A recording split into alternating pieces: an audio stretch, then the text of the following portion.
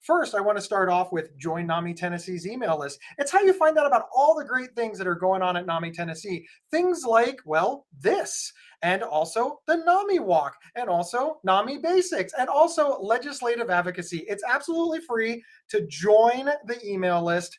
And listen, I just highly, highly recommend it. I want to tell everybody who's watching right now, the NAMI Walks 2022 reunited, and it feels so good. It's coming soon.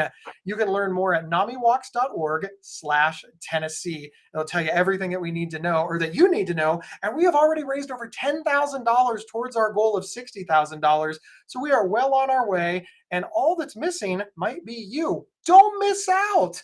I also want to give a huge shout out to NAMI Basics. One, NAMI Basics is awesome. Two, the next class will be held virtually starting April 23rd. So it's coming up pretty soon. So go to namitn.org/classes. And that is how you find out everything you need to know to register and to get involved. And of course, we're very excited for today's topic, which is trauma-informed care, what parents need to know. So we have a couple of guests. One is having small technical difficulties, which you are working out behind the scenes, but the other one isn't. So we are going to obviously have her introduce herself first. You know, sometimes when there's two guests on a show, Amy, I'm like, well, who goes first? I mean, do we flip? But the technical wizards in the sky decided for us. So Amy, please introduce yourself. I win by default. You win by default.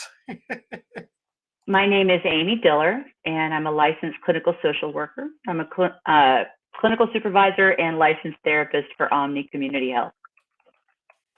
Excellent. Now here is the $1 million question. Oops, I didn't mean to make me big. Does Cynthia's mic work? Cynthia, can you hear me? Hey, we can hear you! Yay! All right, you're very quiet, so I'm going to turn you up. Go ahead, Cynthia, if you can introduce yourself, please, that would be wonderful. Okay. Hi, I'm Cynthia Rector. I'm the Chief Medical Officer at Omni Community Health, and I have experience working with people of all ages, but for this show, I'm also trained as a child and adolescent psychiatrist. Wonderful. Thank you both so much for being here. All right, well, let's hit the ground running. First and foremost, if you have any questions whatsoever, please drop them in the chat, and we will do our absolute best to answer them. We can't guarantee that we can answer them all, but we will absolutely try. We've already got some folks throwing some stuff in the chat. Thank you so much. Ashton, thank you for being here. We hope that we can answer any questions that you have. Just drop them right in there. All right, well, let's start right from the very beginning. Amy or Cynthia, either one of you can take this, or both of you, but what is trauma? Cynthia, I'd love for you to start out with the brain. Great, thanks, Amy. No pressure.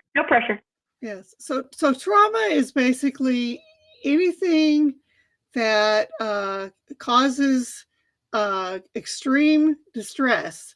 It's usually a severe event. It could be something that happens in your family or interpersonal. It could be like weather related. We've had, several tornadoes and those kind of things in the area. It's usually something that makes you so afraid that you feel like you're going to die, or that you're going to die. So you're in a situation that's life-threatening.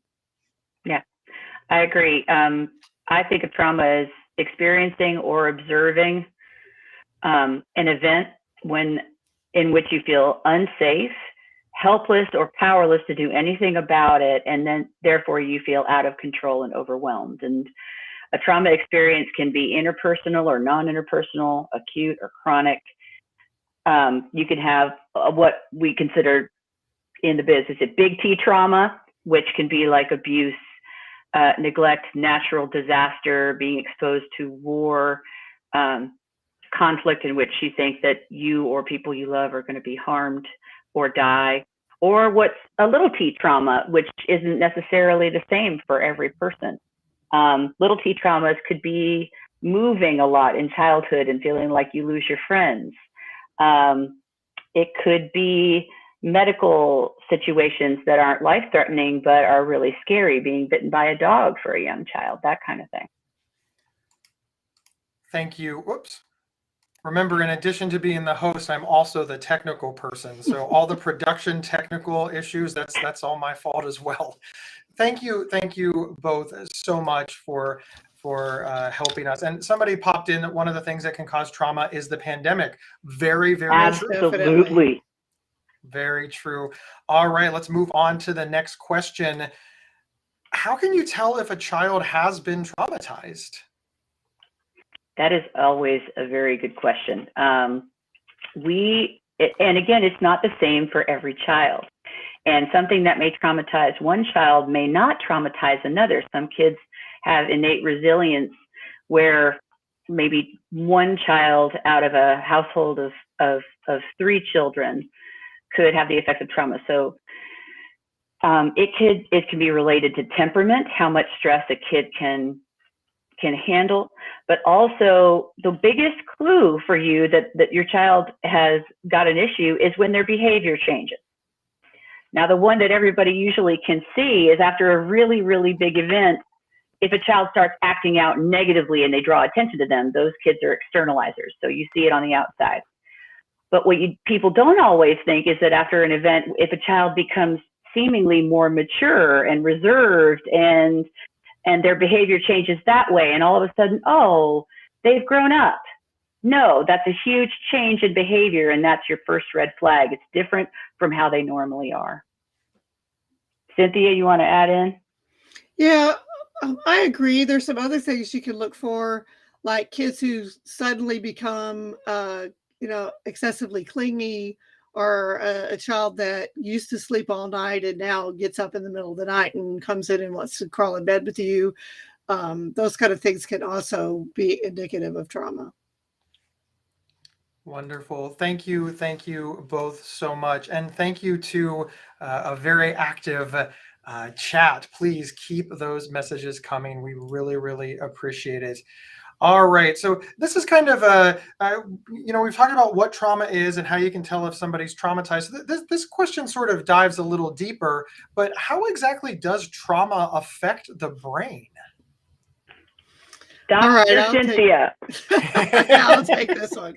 So there's a part of your brain called the amygdala, and it controls emotional regulation. It also controls alerts. So I try, in this kind of a situation, I think of it more like the alarm in your brain.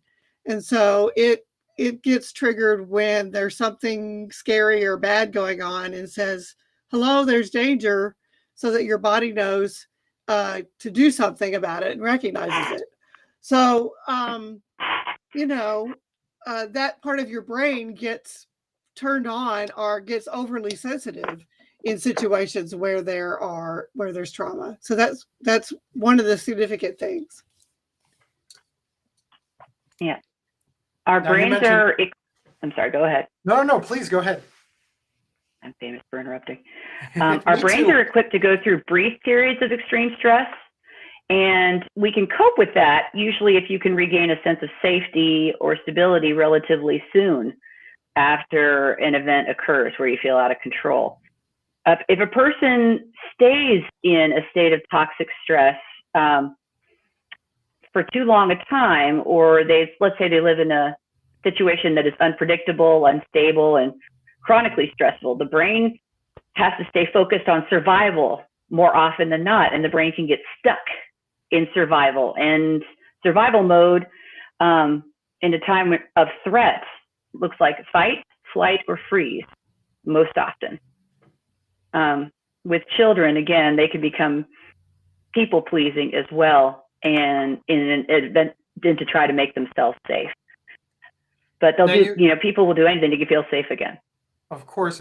You mentioned in children, so it sounds like children and adults respond to trauma differently. And so I suppose the easy answer to this question is yes, but can you explain how trauma affects children differently than it affects adults?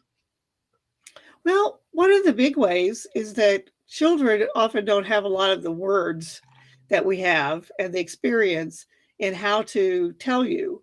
And so it comes out in their behavior a lot more than it does in the things that they say, because they have a lot more trouble communicating that with you. So children can become more aggressive.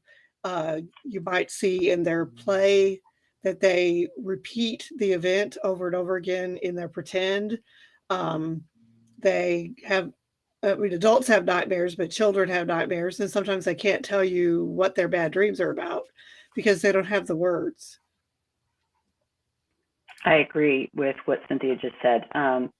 Children don't know what is normal or abnormal. And we adults don't necessarily go, and ask questions. Did you have bad dreams? Do you remember the bad dreams? How well are you falling asleep? We just peek in an hour or two later and they're sleeping. So it seems to be fine. We don't know if it's disrupted, and we don't know how to ask, and they don't know how to tell us. So we have to do a lot of asking and a lot of wondering and a lot of curiosity with kids about what their experience is. I know that over on the anxiety side, one of the things that they talk about over in anxiety is that if your child constantly has a stomach ache and you're thinking to yourself, okay, well, my child can't possibly have this many stomach aches, that they're actually just describing the signs of anxiety, but in their minds with their limited vocabulary, what we would refer to as butterflies or nervousness or anxiousness in that pit of our stomach, they of course just describe as a stomach ache. Are there any of those examples or analogies where a child might describe trauma using words that are meaningful to them but are misinterpreted by adults, like for example the anxiety stomach ache example? That's tough, right? See, I've got the well, good thinking question. about specific words kids use, what play is a language, an actual language with the child. So what the kid is doing is what will tell you the words they're using with what they're doing. If they are showing their dolls hitting each other, or again, that they're exposed to violence, or they're thinking about it, what they're doing is kind of reenacting what they're thinking about. So you have a possible intrusive thought. If they wake up in the middle of the night with nightmares, more days than not during the week, there's some intrusion that's coming through in their dreams and sleep disruption, which is a trauma symptom. I think I really, really think it's very, very powerful that children, like, play as a language for them. They're going to reenact what they see. And I do think it's important to say that just because your child is, maybe playing G.I. Joes violently doesn't necessarily mean trauma. It could also mean that they watch something on TV, or that another child played that way, and that might be a warning sign for that child, but not your child. But I really think that that's very, very powerful. As kids they're mimics, right? They just mimic everything that they see. Thank you so much for that. We sort of want to move on to medication. This is a hot button issue, so I want to spend a little bit of time on it. The first question that I have is: are there medications used to treat trauma children? Or I'm sorry, are there medications used to treat trauma symptoms in children?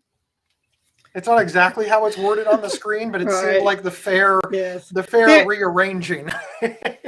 Yes. So the medications that you can sometimes use to treat kids who have trauma symptoms is just that it treats the symptoms. It doesn't necessarily treat or address the underlying issues. And so those have to be addressed in therapy. But for dampening down the amount of anxiety or dampening down the nightmares so that the child can process the trauma is an important part of the treatment. And so sometimes those have to be added temporarily.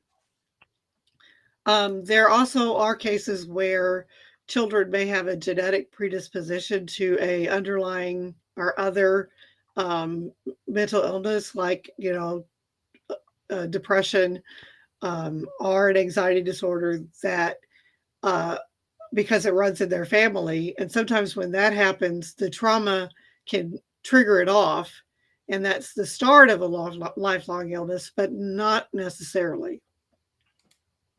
Wonderful. Right. Thank you so It much. depends. Traumatic events can cause the onset of something that was going to happen anyway. But then the trauma symptoms themselves will resolve, like the symptoms of PTSD. But then the anxiety disorder, or depressive disorder that runs in their family, may continue or change and worsen as the kid gets older. Thank you both so much. So now the second half of that question is, how do you know if a medication is safe for your child? And I recognize that it's such a case-by-case basis. So there's obviously work with your doctor, et cetera. But are there any things that parents just need to know, foundational knowledge, to make sure that when they discuss this with their doctor, they or provider, they understand what they're doing so that they can get the correct information? Because you've seen those pamphlets. They're absolutely terrifying. So I understand. Yeah, they're just like a book. So how do parents know that they're safe? What can they do to protect themselves and their child?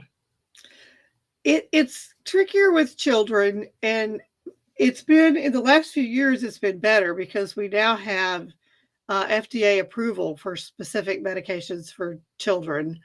But there are a lot of older medications that are now generic that aren't FDA approved for treatment with children, but because that's basically because they've been out for so long that nobody's going to pay for the studies to get that done.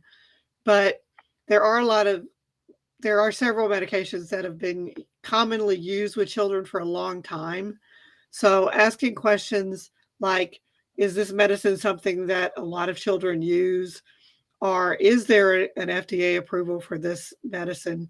Might be something that can help you decide what to do about using a medication. Another thing that's important is that to talk with your provider about is what potential side effects there might be and what you can do about them. Because sometimes there are things that you can adjust. That might be something that while you're getting used to it, it might be there, but it might dampen over time. For example, some medicines might make you sleepy when you first start taking it, but after you've been on it for a little bit, that kind of goes away. So you might also ask about the difference between short-term effects and longer-term effects that you need to be concerned about. Wonderful. Thank you so much. Amy, do you have anything to add? Medicine and how medications work is Cynthia's thing. But I know a lot of my clients are worried about that the medicines, their kid being on any kind of medication is going to negatively affect their development long term. And that's really scary for parents, especially what Cynthia was saying about side effects. Is my kid started taking this medicine and they're a zombie. This is clearly not good for them. Yeah, correct. But that doesn't mean that you're going to have a zombie brained kid. Right. Right. It's there's so much to unpack there, but it sort of does feed into just really the next question, which is, like you said, I'm worried about my child taking any sort of mental health medication or any medication in general because of their development, and that's a reasonable thing to be worried about, right? Let's put that right out there. That's a reasonable thing to be concerned about. So let's talk about risk versus benefits. Right. Meds are a tool in the toolbox. They are not going to fix everything. Cynthia, I know that you and I have talked about this again. The dampening of the symptoms in order for some of the body's natural processes to be regulated can sometimes be really important. If your child is not sleeping enough, if that child has lost their appetite and is not eating well, if they are so lethargic that they aren't getting up and moving their body, some of those basic systems have to be regulated in order for therapy to even be helpful for them to engage. Am I wrong about that, Cynthia? No, you're exactly right. And I agree. What you want, the goal for the medication is to kind of turn down the intensity of some of those symptoms so that they're able to deal with them in therapy. you don't necessarily, medication isn't going to, turn it off and make it go away, but it dampens it down, and you want it to dampen down just enough that they have some symptoms left so they can address them in therapy. But you don't want it to be so severe that it disrupts their sleep, their appetite, their ability to learn at school. Right. And so you want them to be able to continue to function. And so it is a balance.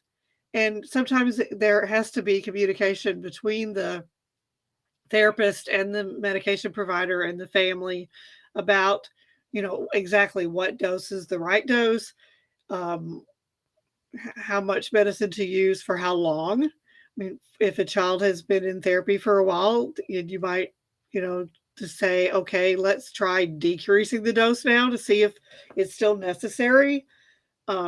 So just because they start one doesn't mean they have to stay on it for, it might be just for a few months, or it could be longer, but everybody's unique.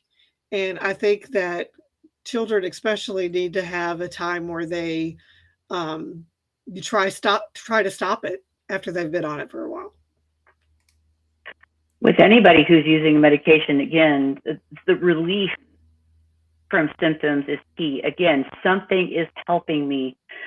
If you're so activated all day long that it feels completely overwhelming and you can't function, you're not going to really be able to talk about it and manage those triggers and be able to come up with solutions. When the body's in survival mode and the brain is in survival mode, you cannot solve problems. That part of the brain is locked down. The part that learns, the part that remembers is locked down.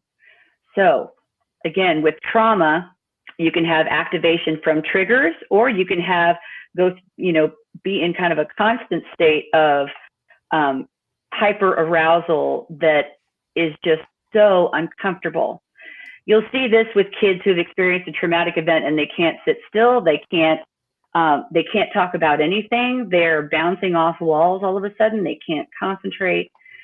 A lot of trauma symptoms in young children, well, actually in anyone, even in adults, can mimic ADHD, and people will think all of a sudden I must have ADHD. Actually, those are trauma symptoms, not being able to concentrate. Wonderful. A question popped up a few minutes ago. Thank you, Ashton. We will pop that up right now. How can we calm down the situation before anger and physicality takes over a child? Because everything, she says, they said when everything tried is an answer, the answer is no. So they're getting a lot of pushback from their child, but they're trying to calm. Any suggestions or any suggestions or ideas? I have a lot. Well, then hit us with them, Amy. Go right ahead, Amy. Careful, because you asked for it. I can talk a blue streak. You might need to stop me. Usually you'll see signs that, with a kid, unless they're really withdrawn, that they're starting to escalate. Now, when they start to become dysregulated, again, some kids go for a traumatized kid can go from fine to not fine in a blink, and you won't necessarily be able to stop it. Most kids, though, if they have not been traumatized, again, you see a slow escalation. Getting to know the kid's signals, being able to really attune to the kid, which is really hard for a parent who is trying to manage the household and get everybody out the door, onto the bus, get home from school, get everybody fed. Being able to really see and pay attention in a little bit of quiet time is not an easy thing to do. It wasn't when I was raising young children either, even though I'm trained. What usually needs to happen, what helps kids to regulate, because most kids cannot self-regulate until they are much older. Very young children, all the way up into elementary school, a lot of times they will co-regulate. Early childhood, 0 to 5, has to co-regulate, meaning that they get close to their attachment figure and regulate when they are being held, soothed, and the caregiver is a protective shield. So once a kid starts to escalate, what's really important is, even if you are furious, even if you are confused, frustrated, worried, that you control the affect and see that you are okay, even when the kid is not, and you stop trying to explain. They can't hear you. As soon as they start to dysregulate, they aren't going to be able to follow verbal prompts because they're so uncomfortable on the inside. So you de-stimulate the environment. That includes getting quiet. That includes maybe turning the lights off, sitting down and waiting, getting a little bit of more space from the child. Even if you don't leave them in the room, you sit a little bit away from them and just quietly wait. Again, trying to go take a shower. Okay, trying to rush them when they are dysregulating does not help. We have to regulate ourselves so that they can re-regulate. That can be a very difficult thing to do, because a lot of parents who have traumatized children, and some that don't, but a lot of parents also have their own trauma, and it can be re-triggered by the child melting down. And so that makes it very difficult to manage your own behavior. But when kids start arguing back and they're upset, I agree with Amy. You have to, one of the things that's hard to do because we're adults and we are verbal, is you have to stop arguing and speak more with your actions and kind of bring yourself down to their level. Because at that point, continuing to try to reason or talk it out when they're in the middle of a meltdown doesn't work because they're not hearing you.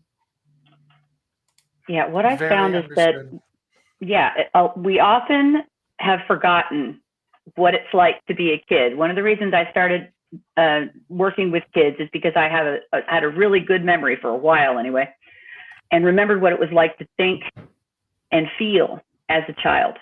But usually over time, people lose that memory. It just fades away.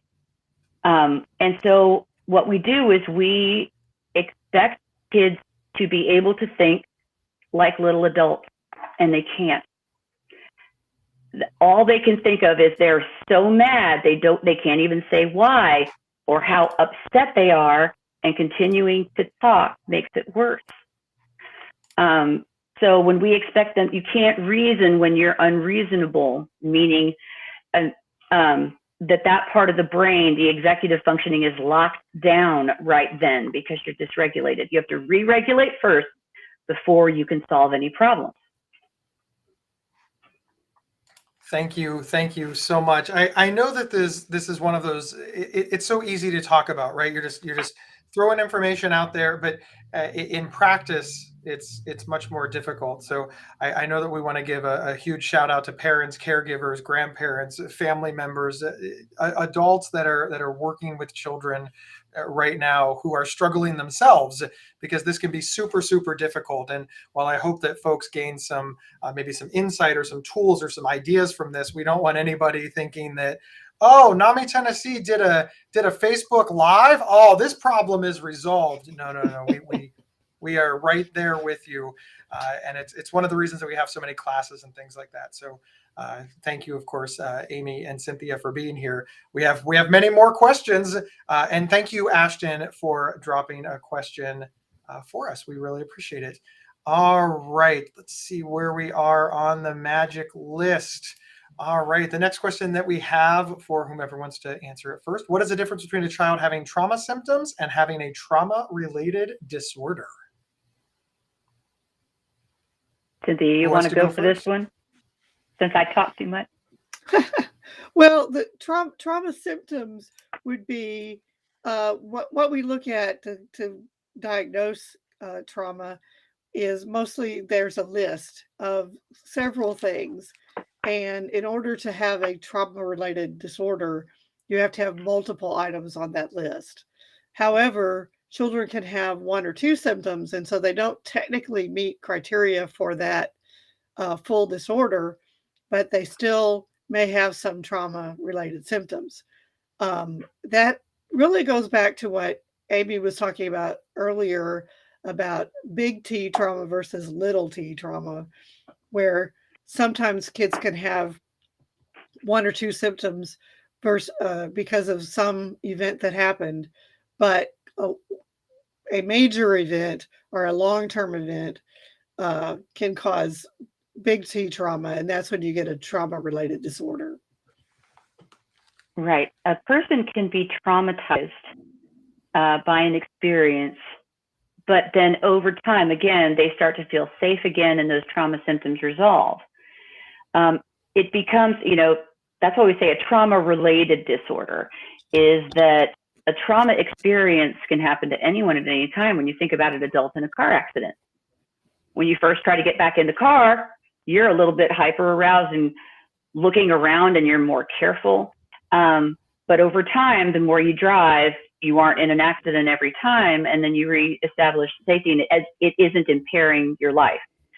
It becomes a disorder when something in your life is impaired. Problems for adults, that's problems at work, problems at home in relationship with other people. For kids, that's problems in school, problems with parents, problems with their peers that they can't relate, or they're having trouble with friends, that sort of thing.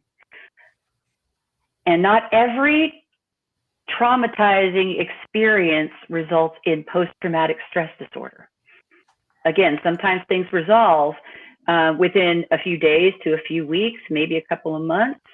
But if it goes on longer than a month, and when you have symptoms from each cluster, which is intrusion, intrusive thoughts, intrusive memories that kids don't want to think, but they can't help, they keep intruding on them, nightmares, flashbacks, those are examples of intrusion symptoms. Psychological stress, thinking about a trauma event or something similar. Physical stress, meaning they're incredibly tense or having trouble managing their body. Then there's also avoidance symptoms. They don't want to talk about it. They don't want to be around anything that reminds them of it. They will do pretty much anything, including acting out, and kids acting a donkey, to not talk about something or to avoid a situation that feels overwhelming. They're famous for it. And also there's a significant change in their mood, meaning that they're more excessively worried, sad, irritable, and angry, and nobody can figure out why. Sometimes they've internalized it, and it's all on the inside. The externalizers you can see from a mile away. The internalizers I worry about more because they suffer in silence. Thank you both so much. So the next question is, dun, dun, dun, dun. I feel like we need theme music sometimes, like to jazz it up, like a smoke machine and fireworks. How can I tell if my child needs trauma treatment, and then how can I tell what kind of trauma treatment my child would need? It's a big one. Well, the first question is, did they experience a trauma? Something that might so horrifying or scary that somebody they care about was in danger, or they feel like they could be in danger. Cynthia, you go ahead. Yes, that's how you know. Plus, if those symptoms don't resolve on their own, if it resolves on its own over a few weeks, or the child is comfortable talking to an adult about it, then it may go ahead and resolve on its own. But if the child gets stuck, if they're avoiding it, if it's starting to affect school or home, those are situations when the child would need additional professional treatment. The kind of treatment is a combination. Some children do well just talking to a therapist for some number of sessions. Some children will need the addition of medication, but not all. The treatment is also something that the therapists end up helping to coach the parents in how to do, because for children, trauma symptoms come up at all sorts of time, not just when they're in a therapy session. So we can't say, okay, we can talk about that next Thursday at 2:00, but the rest of the time you can't. So we have to help parents learn how to deal with it in the situations.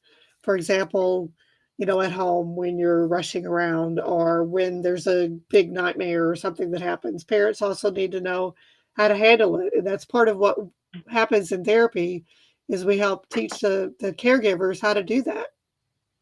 Exactly.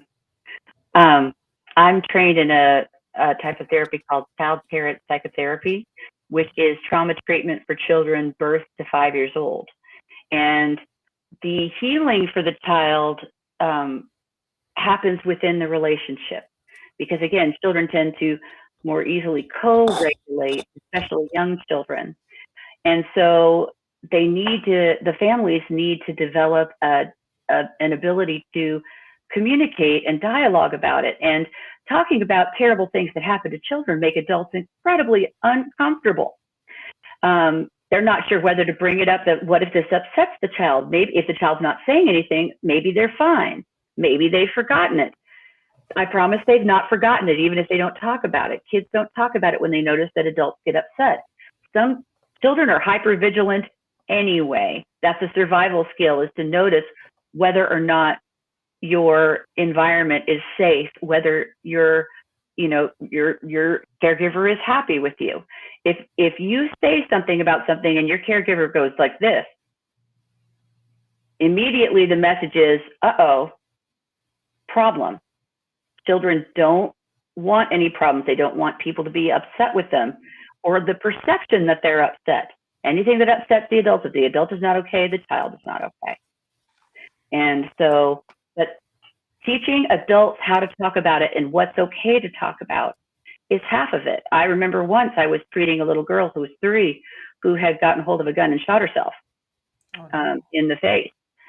And the first time that the family had ever had a dialogue since the accident was when I spoke out loud about it. And the kid was very matter of fact. And she, again, talked about it from the get-go as soon as I put words on it. But it turned out that the biggest trauma treatment in that moment was the parents somebody talking to them and showing it was okay to talk about it. They were afraid to talk about it with her because of what had happened. And they felt so, so guilty and had never been able to say how awful and guilty they felt. And so the biggest change was it's okay to talk about it, and that happened. It is stunning to me the number of people that don't realize that therapy is often not just about the person in therapy. So I'm just going to use myself as an example. I was shocked to learn that when I started going to therapy, that it wasn't just about me, but it was also about helping the people around me understand me. So I would have, it's sort of funny to look at now, but I would have guests come to therapy. It's like, well, would you like to invite your father to therapy? Would you like to invite your mother to therapy? And this was as an adult.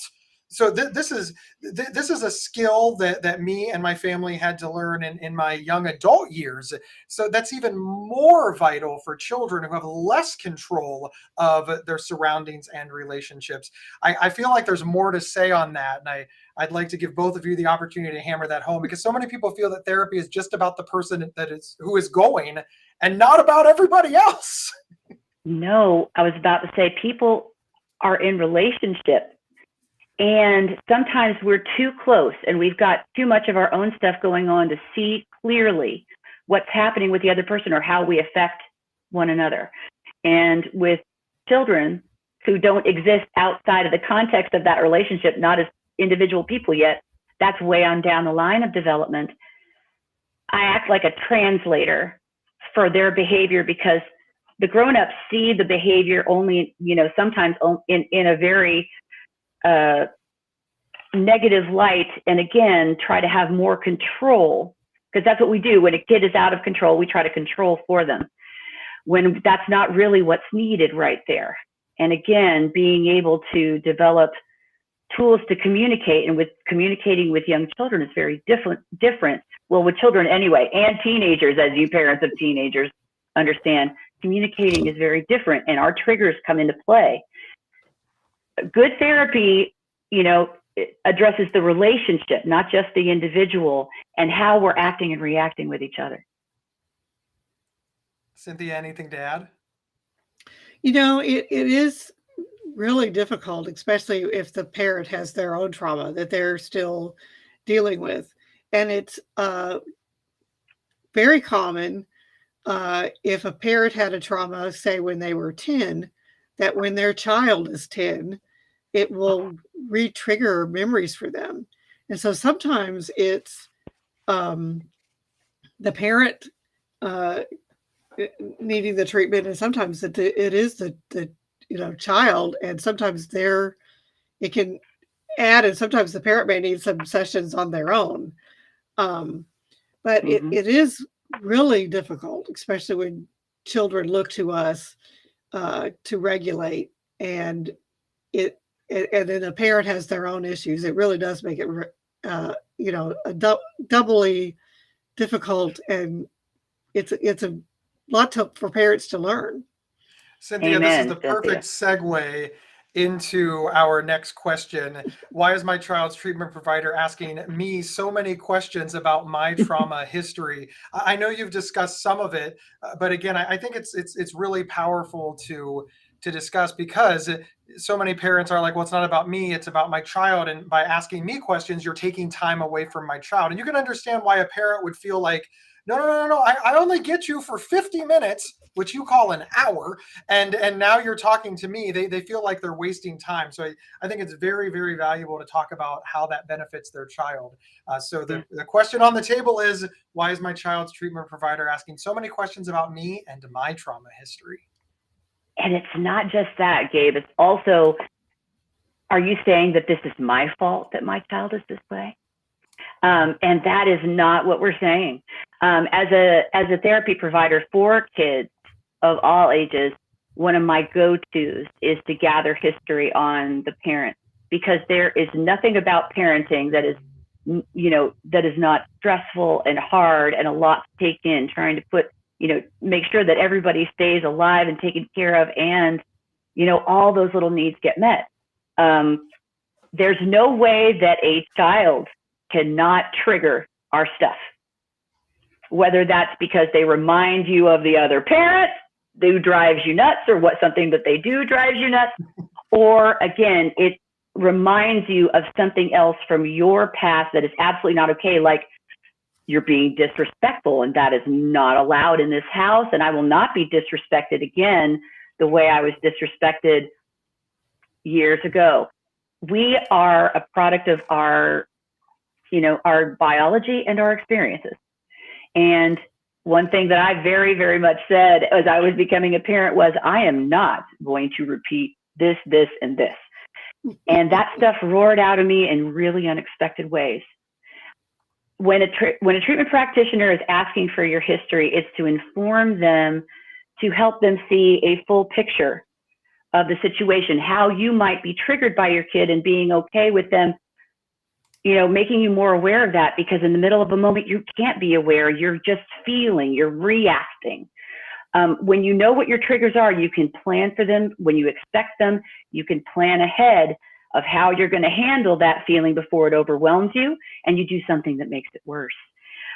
They're not trying to judge you, but also people who don't want to say things. Of course, reasonably, it's not been safe to tell people about everything they've worked their whole life to avoid thinking about it.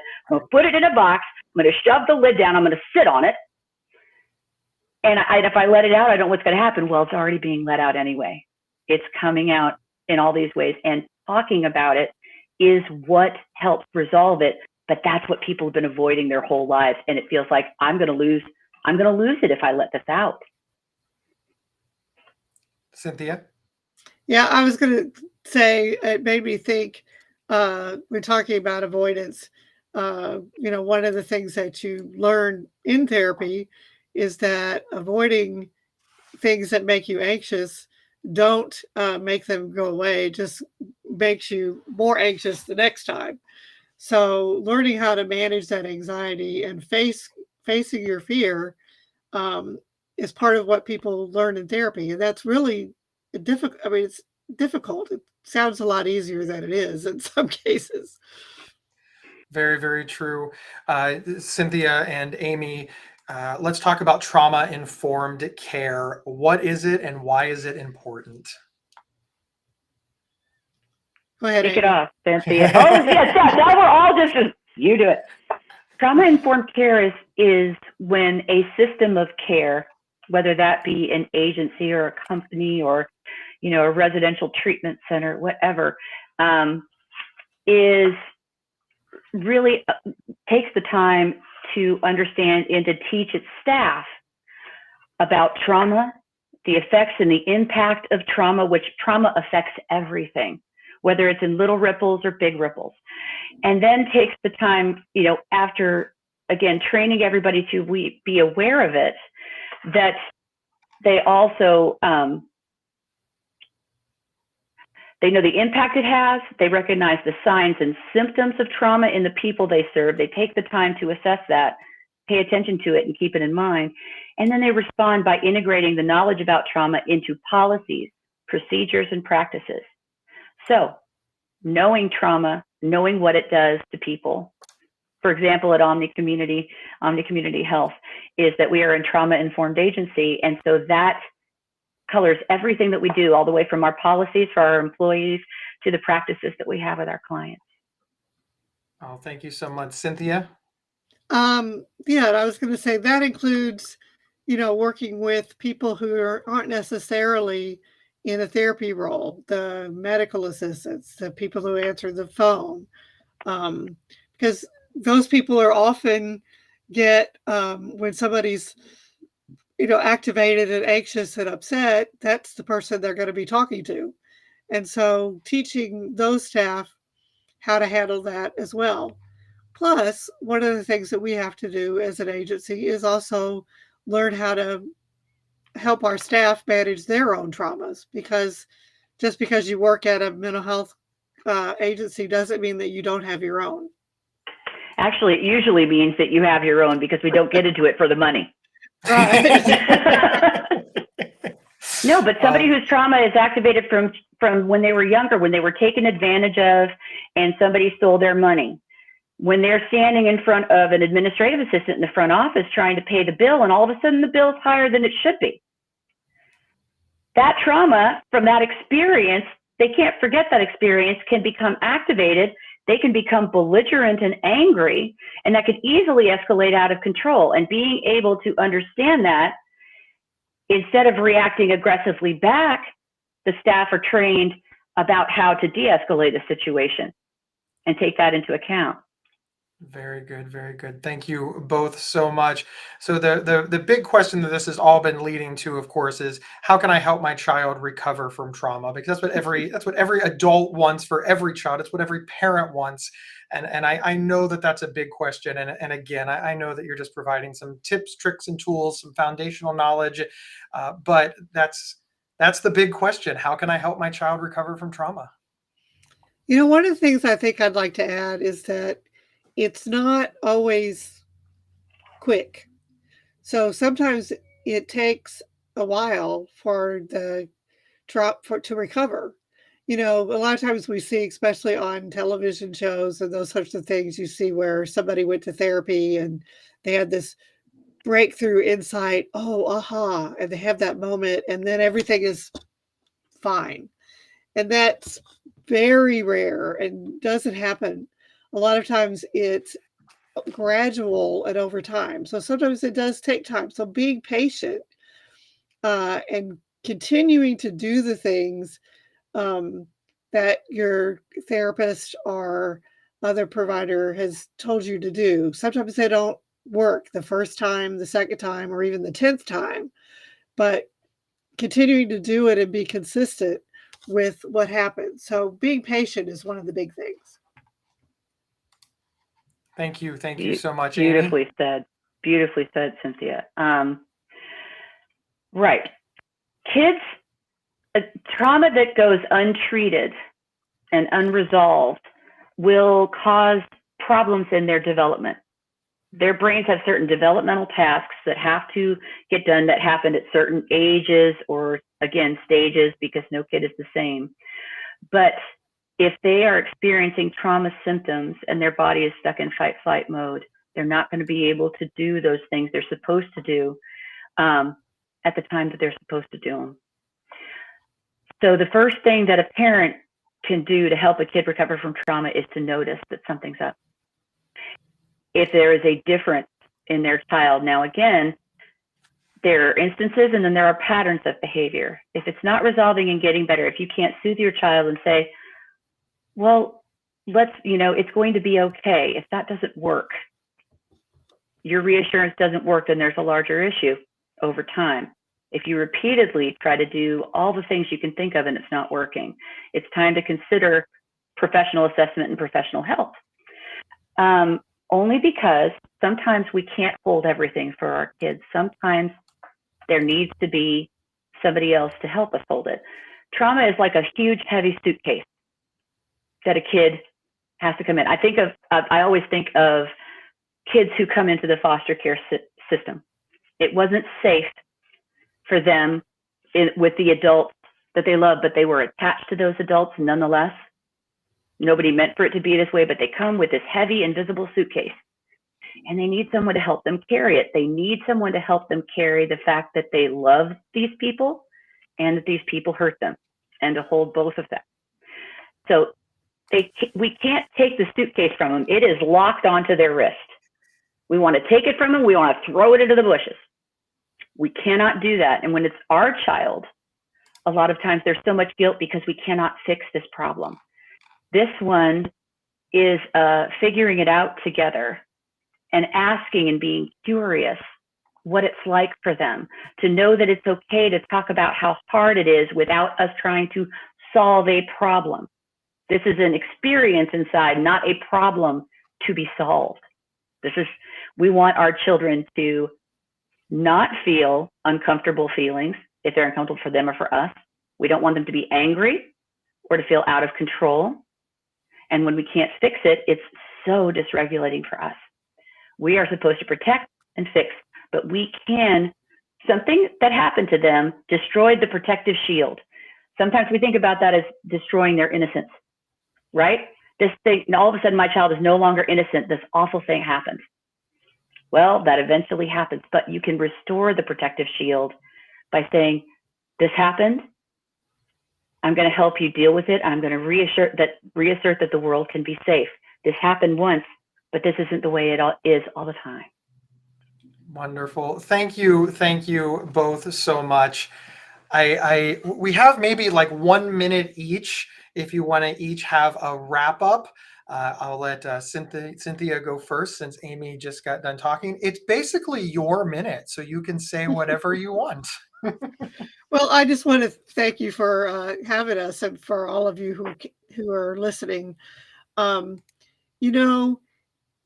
think the important thing is just knowing that there is help out there and that you can get advice and get assistance for this. And it can be really hard, especially if it re-triggers your own trauma.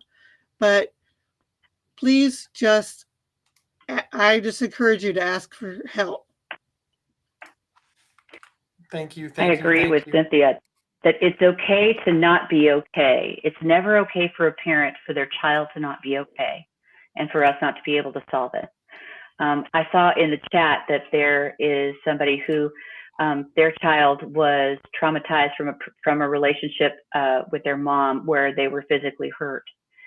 And again, therefore, any argument, any conflict with an adult is going to be a trauma trigger, because when there would be arguing or people got angry, it was unsafe. Now people are going to get angry. They're going to have to be able to cope with angry people because that's a normal human emotion. But every time people are angry, it doesn't necessarily get unsafe.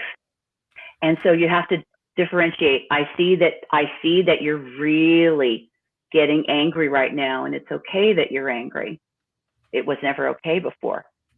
Remember, you're going to be safe when we disagree. You weren't safe before, but you are now. And you're going to give them space instead of getting right up on them, because physical distance, if you're within arm's length, is going to be a trigger because they would get hit. And so you stay very calm and you change the outcome, you change the end of the story. It doesn't keep getting replayed the same way. Thank you. Thank you so much, Amy. And thank you for noticing that question and being able to answer it. That was very, very awesome. All right, everybody. I want to tell everybody about the next NAMI Basics class. You can learn more, of course, by going to namitn.org/classes. It starts virtually April 23rd. Also, we have to plug our walk. It's how we offer things like this absolutely free to our community. It is our biggest fundraiser and it's our biggest event. You don't have to fundraise in order to come out and hang out. So please, please, please, we hope to see everybody there. You can learn more by going to namiwalks.org/Tennessee. And last but not least, if you're thinking, how can I remember all of the cool things that NAMI Tennessee does? We have an email list for that. You can join at namitn.org. We send it out about once a week. I promise you it is super, super worth it. It has all kinds of things from legislative advocacy to NAMI walks to NAMI at home to everything in between. It is just the coolest email list in the history of NAMI Tennessee. Thank you so much for being here, and we will see everybody next time on NAMI at Home Live.